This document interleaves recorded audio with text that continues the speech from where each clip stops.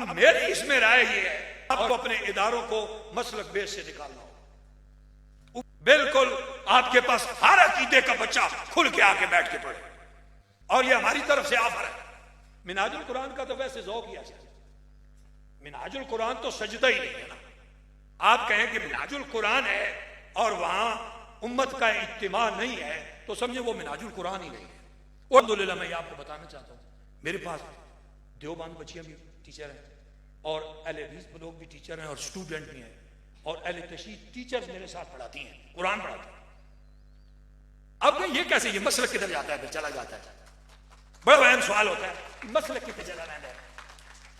قرآن پڑھانے والے مسلک کتنے چلا جاتا ہے؟ میں اس کی دو باتیں بتاتا ہوں، میں نے اس کو کیسے مینج کیا ہے۔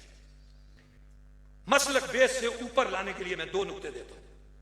سادہ قرآن سے بنائیں، مجھے تدریسی ماحول امت مسلمہ بیسڈ ہے، اس کا دوسرا بینر ہے میں بچہ کیسے، میں آپ کو بھی طریقہ بتاتا ہوں۔ اس کا دوسرا بینر ہے ہمارا فوکس کلمہ ہے، ہمارا فوکس کلمہ ہے، یہ ہمارا فوکس ہے۔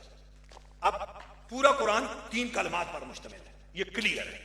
پوری حدیث 3 کلموں پر ہے، یا اسم ہوگا یا فعل ہوگا یا حرف ہوگا، ان چوتھا تو کوئی ہو ہی نہیں سکتا۔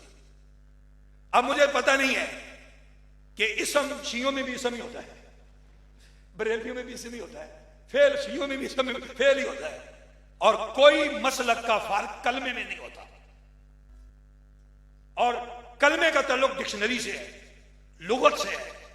آپ نے چھٹی کے بچے کو 10ویں تک لغت دینی ہے بھائی، اسے لغت سمجھ آئے، وہ معنی جانے، وہ گرامر جانے، وہ تجوید جانے۔